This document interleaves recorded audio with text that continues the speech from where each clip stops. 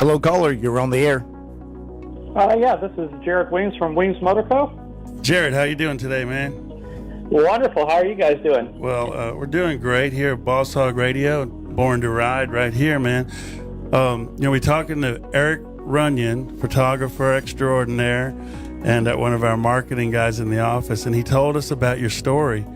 And Eric came out and took pictures of your project. Now, your charity is Forgotten Angels, right? That's correct. Yes, sir. Forgotten Angels, they're a local nonprofit based out of Valrico, Florida, which is just on the south side of Brandon.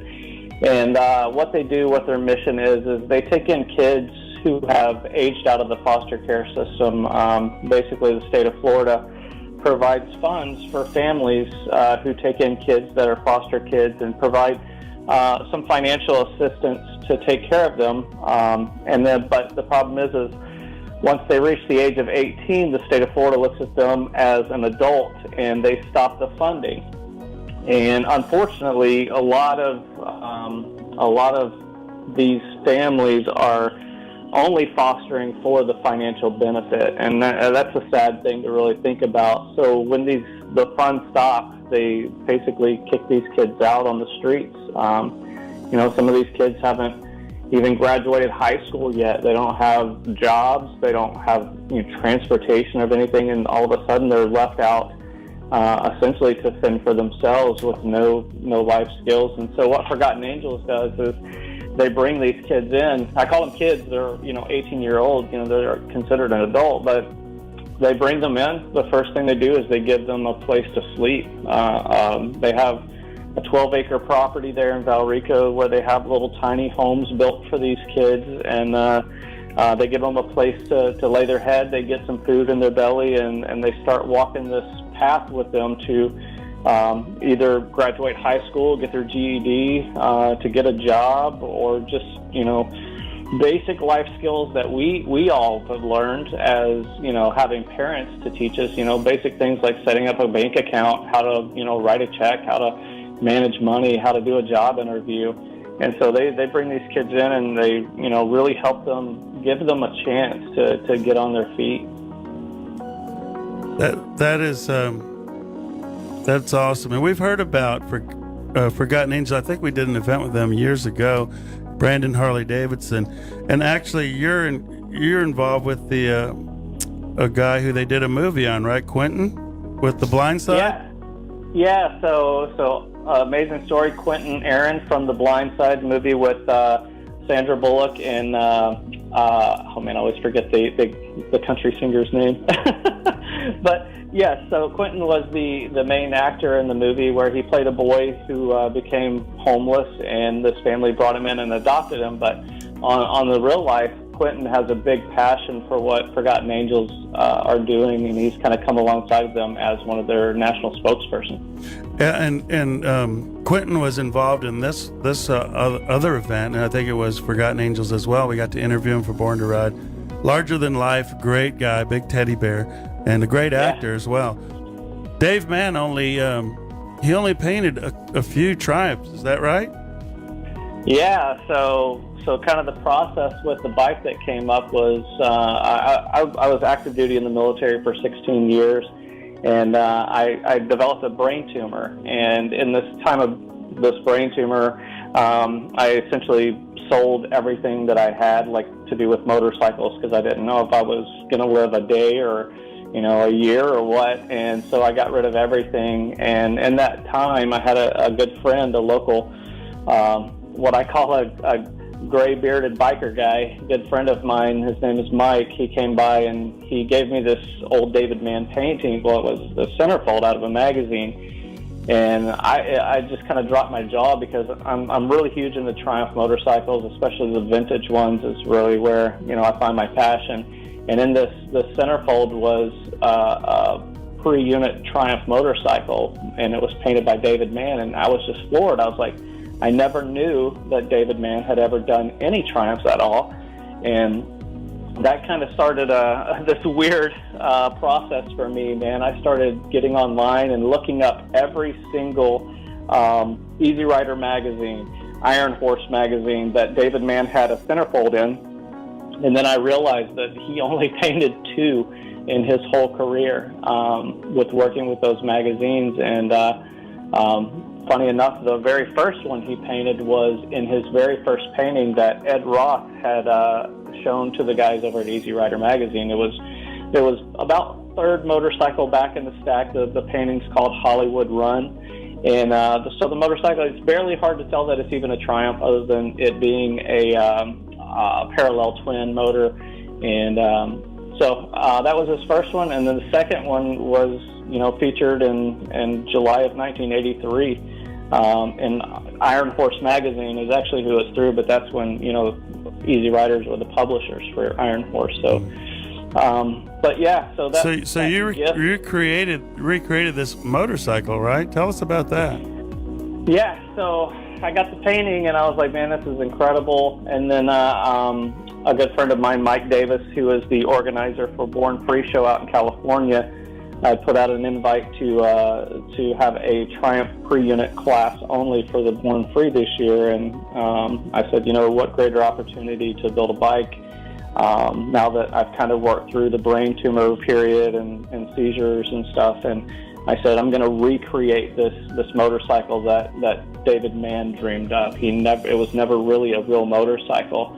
And so I, went to work trying to find a lot of those rare parts that was on the bike. But he did such an amazing job. I mean, everybody knows his paintings. They're just immaculate.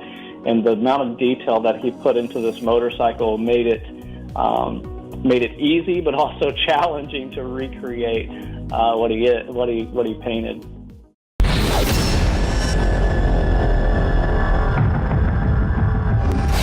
So tell us about that day when you debuted it, and what was that day all about?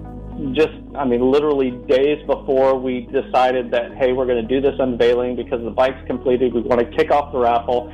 A local friend of mine, he's a YouTuber. His name is Shade Tree Surgeon. His name's Josh. Yeah.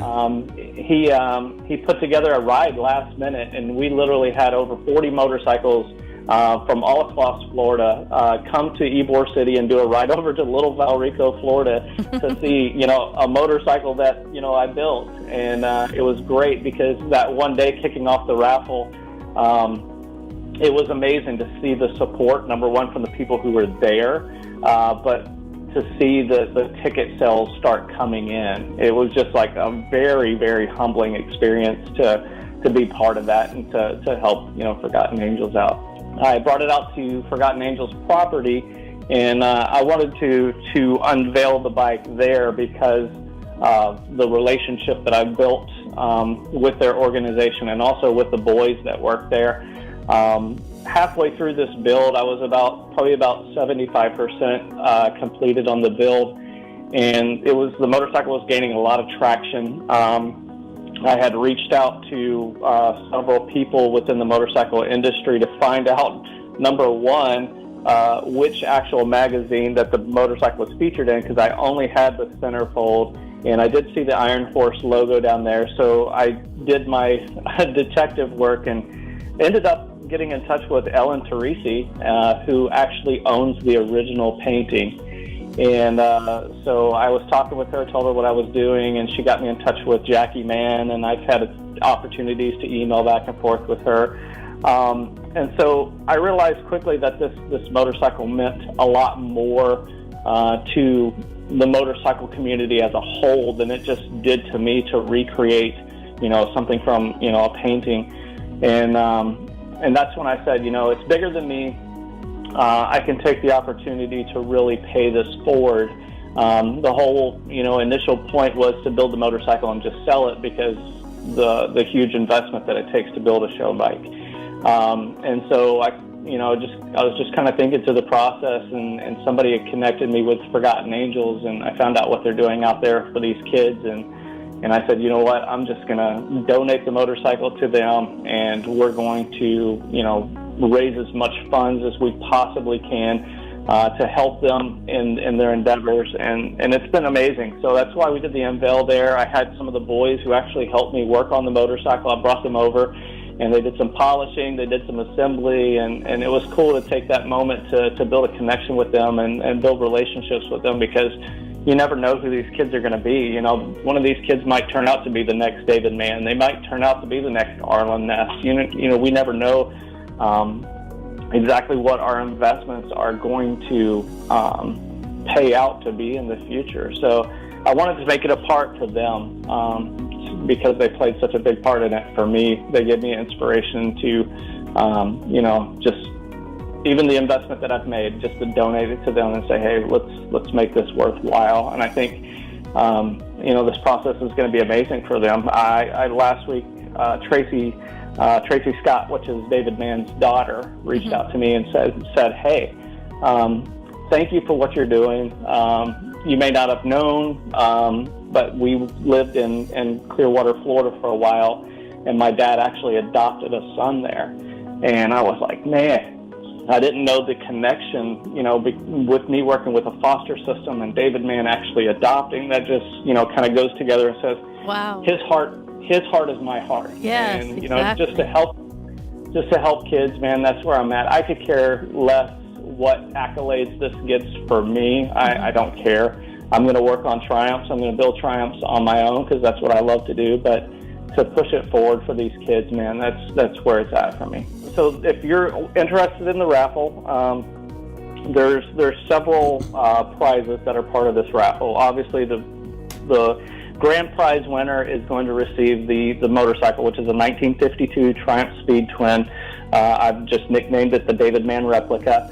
And they're going to receive print number 1, the only one on canvas, of the painting of David Mann. Easy Riders and Aaron Teresi and the Mann family have decided to re-release the print.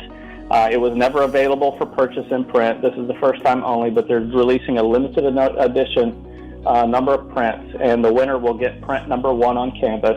The second place winner is going to receive a Biltwell helmet that's been painted to the same color scheme as the motorcycle that was generously donated by Bill from Biltwell. Third place is a $500 Lowbrow Customs package. My buddy Tyler from Lowbrow Customs has donated that. And then the fourth place winner is going to receive a David Mann official store package with some of his memorabilia, and then some of my T-shirts and hats and stuff. So those are the four prizes. The tickets are only $25 a piece. If they want to make a generous donation of $100, they're going to receive a bonus ticket, so they'll receive 5 tickets at $100. Awesome. And then the tickets can be purchased right through my website. That's www.weemsmotorco.com.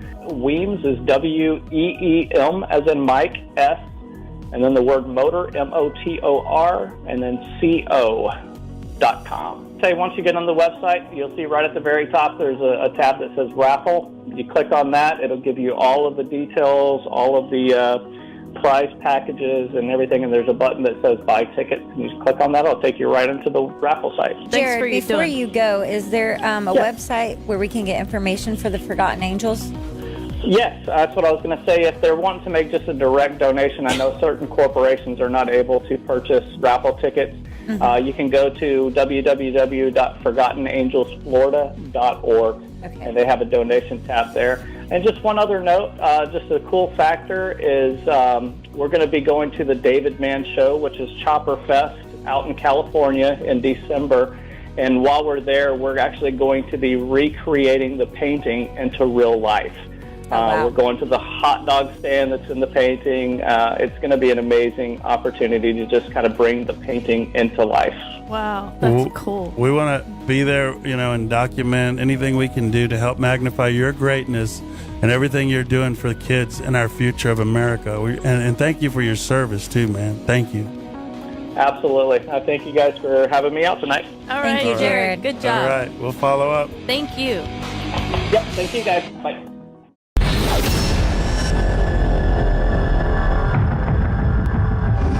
Hey, how's it going, guys? Hey. Eric Runyon. Eric, how are you, man?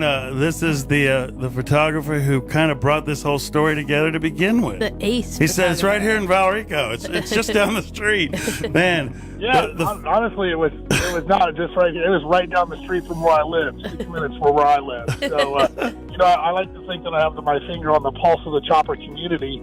But, I kind of found out through the grapevine about this build, and then when I found out that the guy lived 6 minutes down the road from me, I about had a heart attack. Jared has an amazing story. How did it impact you when you heard his story? Well, it kind of slowly unfolded because, like I said, I'd heard about the bike and I started seeing pictures and here and there on Instagram that Jared was taking himself with his cell phone. And then when I found out he was in Tampa, I thought, well, this is an opportunity for me to find out more about this guy and more about this bike and see what's really going on here. So I reached out to him, and like I said, unbeknownst to me, he's 6 minutes down the road. He invited me over to his house, and the first day I spent about 3 hours there, and he just really blew me away. He's all about God, family, and motorcycles. That bike is meticulously built. By the time I came into the scene, it was probably 90% done. I think I photographed him, putting the front end on or the front wheel or something on, but he pretty much had everything set in place. I felt like I dropped the ball because I feel like I know everything that's going on in the area. I like to think that everything going on in the United States, I have an idea what's going on, but right down the street from me, it just blew my mind. And as I talked to him, it just became very clear that this wasn't just a guy building a motorcycle. There was a lot more behind it. And, we would talk about David Mann, and as soon as I came home the first day after talking to him, we were both going back and forth text messaging about, well, this picture was in this issue, this picture was in this issue, and this guy's building a complete David Mann database. So he taught me a lot about David Mann. So as time progressed, I went over there again, and he's like, he told me about Forgotten Angels when I first met him. And I told him that I would love to be a part of that as a photographer. At least, the little talent I have, maybe I can help somebody like you guys were talking earlier. There could be a future Arlen Ness or a future bike builder or, future David Mann. There might be a future photographer. So I thought, man, I'd like to get involved. Well, then about the time after that, when I talked to him or saw him, he said, I'm going to raffle this bike off to Forgotten Angels. And all of the proceeds are going to go to Forgotten Angels. And, that just blew me away. There's a lot of raffles out there, and they kind of flood the market, and people start to roll their eyes, but this thing is completely different, a different machine. And he's going to raise a lot of money for a great cause, and it's just mind-blowing. And it's just, as the days progress, the project's taking more traction, and more people are finding out about it, and more people want to be a part of it. We were really excited. We were talking about going to Born Free together and showing the world this bike and the painting. And unfortunately, they pulled the show a few days ago, but Chopper Fest will be the second week of December, which is very, it's a David Mann type thing. And so our big plan is to go out there and recreate the original image. The hot dog stand, the hot dog trailer is actually being refurbished as we speak. So we got the bikes and we got the hot dog stand, and we're going to go out there and meticulously duplicate that image. So it's going to be a lot of fun. And we're going to be able to see some of this in this issue of Born to Ride. All right, thank you, Eric. Thanks, Great man. evening. Great job. Great job, brother. Born to Ride is brought to you in part by 866 Law Friend. Ride safe. Ride smart. Offices in Palm Harbor. Born to Ride.